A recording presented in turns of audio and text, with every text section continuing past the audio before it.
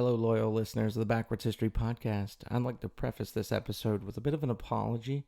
Due to technical difficulties, this one is releasing a little late, and you're going to notice a little bit of a sound quality difference. Please excuse our dust. We plan to be back to 100% recording capacity next Monday. See you then, and enjoy.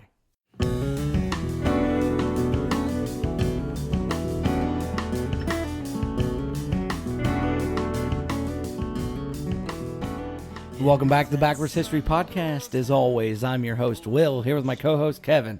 Say hi, Kevin. Hi, Kevin. Shut up, Kevin. Up yours, Will. Oh, getting a little saucy, are we? Oh, just a wee bit. Just a little bit. Well, today we want to talk about a little bit of pressing issue in... A little political news. Right. Apparently, the House of Representatives, I won't name a particular party, have decided that they want to, again, or finally found something that they can pointedly attempt to impeach our current president, Donald Trump. Yeah, it is true. And as an attempt to remain impartial and biased, we won't share our personal political views. We probably will at some point. At some point, but we want to always try to come off as, as I said, impartial. Just I'm not impartial. I'm libertarian. I'm constitutionalist, so I'll poke at both. But when it comes to politics, people, if you're not on my party, I'm not going to listen to you. That kind of, Well, then neither side would listen to me. That might explain a few things. Speaking of which, the Backwards History Podcast needs your help. Please. Please. No, I'm telling you to do it. Just do it. I'm channeling my inner, Shia LaBeouf? Yeah. Do it. Yeah, flex. But we need you to share the podcast with anybody you know. Whether you think they'll like it or not, they may love it. We need you to share it everywhere with anyone you know, wherever you know. Take a chance. For us, please. But today we want to talk about the history of impeachment, impeachment proceedings, and the constitutionality set forth by our forefathers. Right. So take it away, Kevin. Thank you, William. Now, in the American media, and I'm sure across the world, impeachment is being discussed a lot. It seems like every day, and for a majority of the day.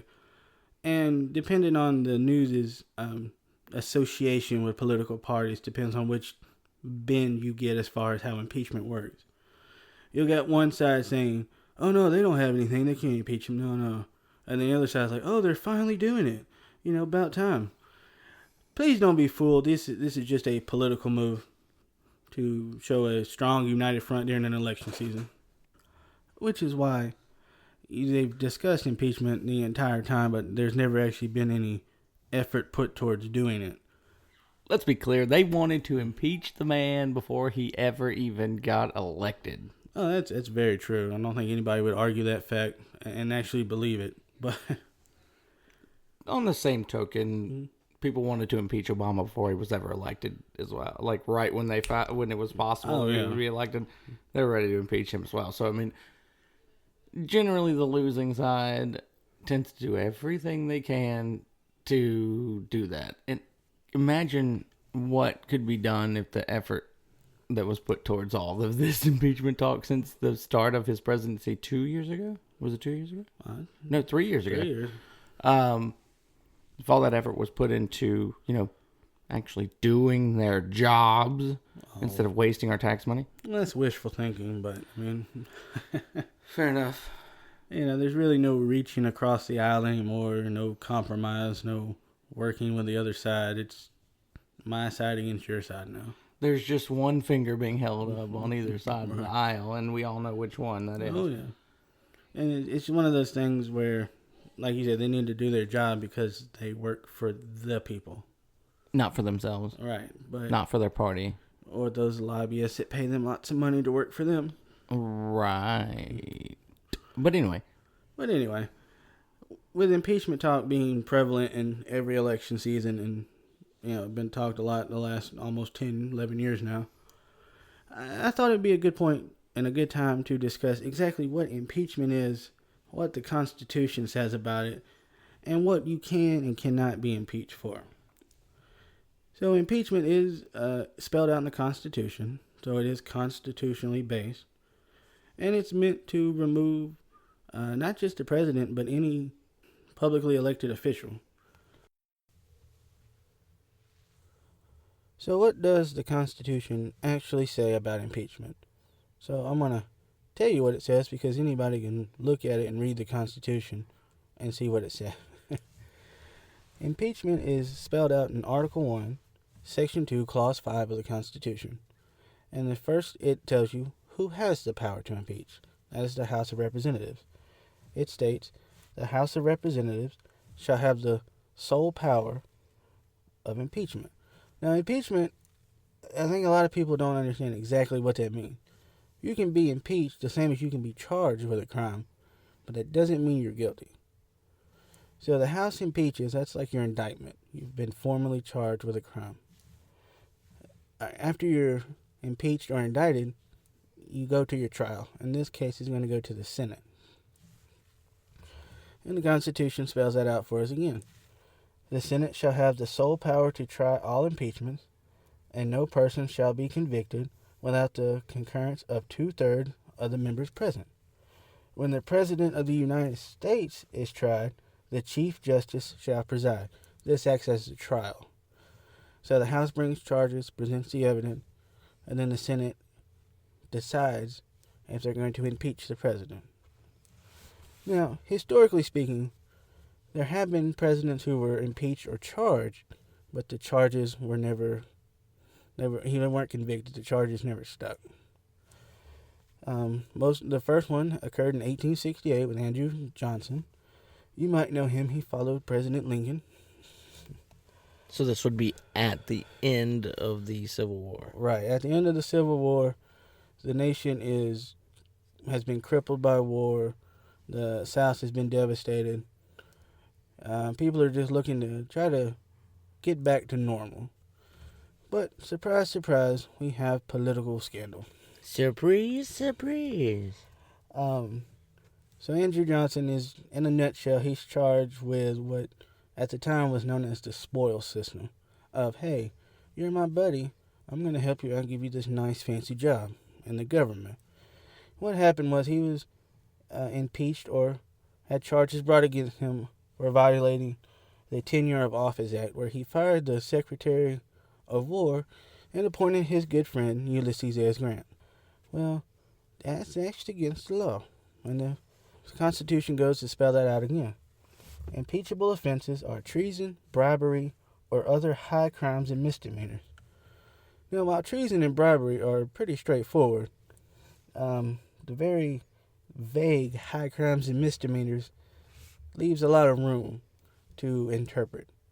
And that's where I believe currently we find ourselves with the impeachment proceedings here in the United States.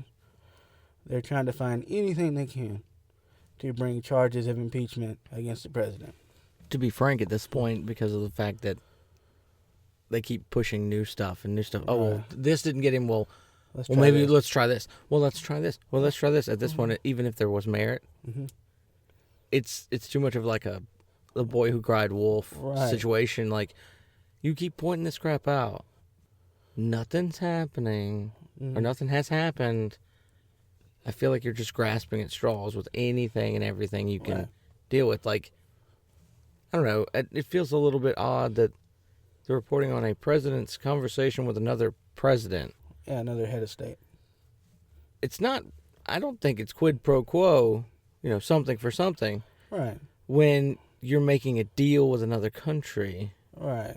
But I think just because it's the Democrat, one of the Democratic front runners is one of the ones that he's trying to get information on. Right, who it involves. Right.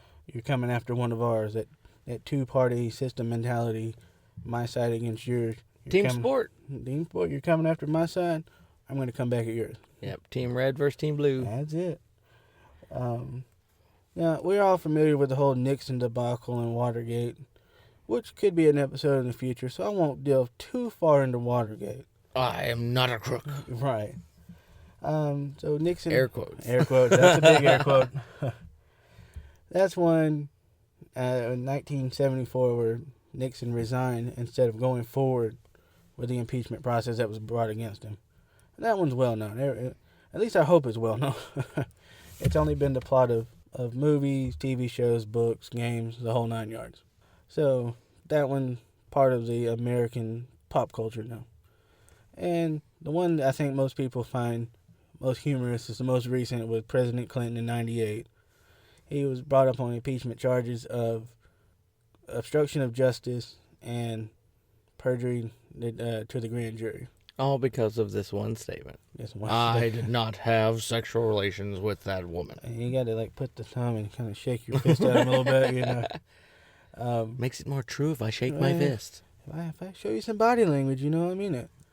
And, that one did go all the way to the Senate, and he was acquitted, which upset a lot of people on the red side. Yeah.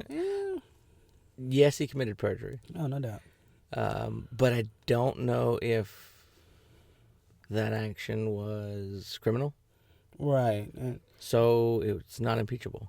And that's what the whole high crimes and misdemeanors part of that vagueness of how am I going to interpret this in such a way as to enforce this law? I mean, there's plenty of other things you could have gone after Clinton for. And still could. And still could, but Did I say that wasn't the one. I feel it would have been the... Right. And that's the one that got the most public attention, so they feel they had the support of the voters and everything.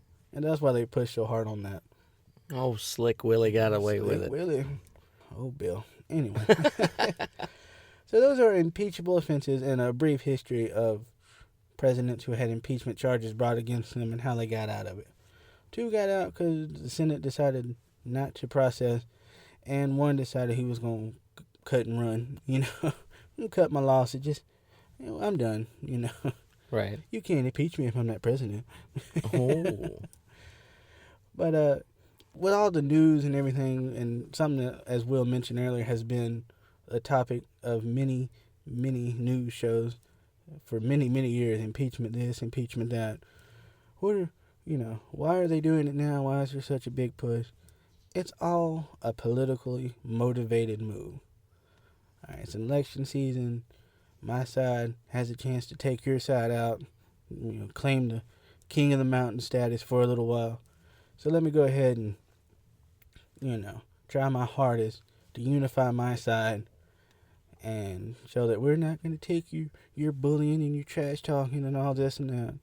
I mean, yeah, Trump needs to put down the Twitter finger. Yeah, that's really not helping a lot. No, and it shows a very childish part of our president, and I don't much care for that.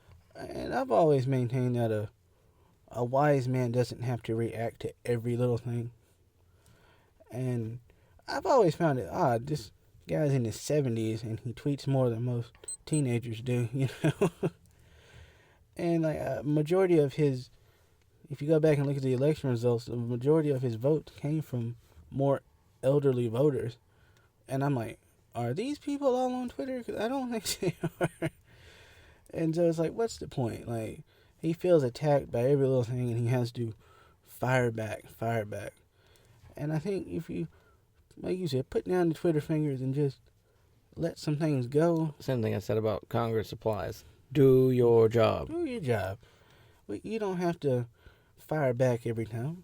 In the news today, had the little ticker tape up and everything.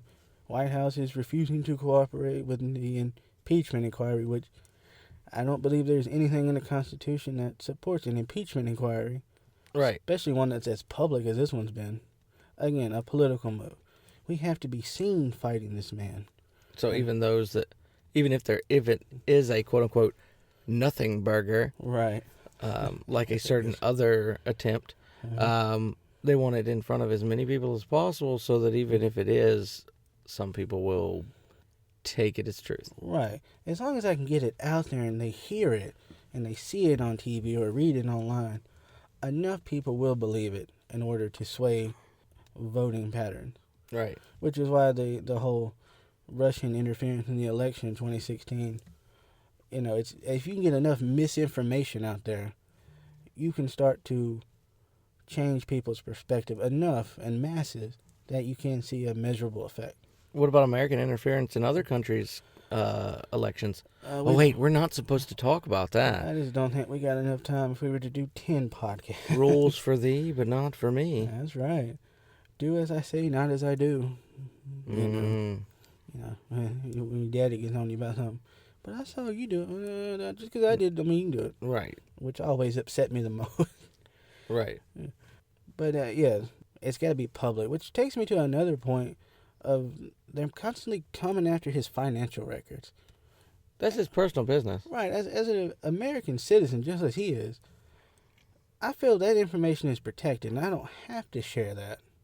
Just because he's a president doesn't mean that absolutely everything he has and does and who he is public information. Right. And he still has the same rights as the rest of us. Exactly. Yes, because you may not agree with a vast majority of what he says and does. If I try to take one person's rights, then I'm undermining the rights for everybody. Yeah, I think there's a quote. I'm not sure who it belongs to, but it says, if you infringe on the rights of one person, you infringe on the rights of everybody. But the ones that sets a dangerous precedent for is our lifelong Senate and House members who have been in office since the time of JFK in some cases. 40, 50 years. I mean, these people, if you're getting upset over a conversation one head of state having another to possibly get some information on an opponent or to try to sway something, then these people are the ones you really need to take a look at. Here's what bothers me about lifelong politicians is, other than the justices of the Supreme Court who have the job for life, that is the standard. These congressmen and House members or whatever, congressman being a ambiguous term. Yes, gender neutral. Right. They haven't been your average citizen for a long time. For decades. So how would they know what the average citizen needs, wants, or feels? Right. Completely detached. They only know what's best for them because they've lived that life longer than they lived a life of an average citizen. And these people making money under the table, hand over fist in some cases. Not that any of them, or most of them, ever lived as an average citizen, because most of them were from affluent families and from money to begin with. Right. Not all, but most. Most. These powerful families that have been around for longer in this country in some cases. The Bushes. The Bushes, the Clintons. But that's where I think a lot of attention gets diverted is if the highest elected office in the land has term limits, shouldn't all the other offices have similar term limits as well? Well, we've gotten away from the way that things are supposed to be changed the right way, which is constitutional amendments, not just executive orders and laws and blah, blah, blah. We changed the presidency at the end of World War II. Right. We changed to have a term limit in, 1949? Somewhere in there. The Constitution spells out that a person cannot serve more than 10 years as president. Now, granted, 2 terms is 4 years each, 8 years. But if a person was to come in at the tail end of a presidency due to death, assassination, resigning or something, term limits is something that's been brought up many, many times over the years. But guess what? The people who it affect don't seem to like it. Career politicians. Right. Setting this dangerous precedent of looking at politicians' financial records and backroom dealings and stuff. They better tread lightly because Trump's only been a politician for a few years. Some of these people, their entire life, multiple decades, what skeletons could you possibly dig up with him? You shine a light on one, the light might be shining on all of you. Right. So, that's something to consider when moving forward with these these name calling and mudslinging games. Oh, several of them. There's already stuff that's out in the open. It's just not talked about very frequently because of the light that it would shed on very powerful people. Right. That's what the internet's good for, ladies and gentlemen. Oh yeah, there's some other things, but right. As always, we don't want to be one of those that just put things out there for you to digest and take as truth, like witch hunts and crying wolf. So, as always, we want you to do your own research, form your own opinions, trust, but verify.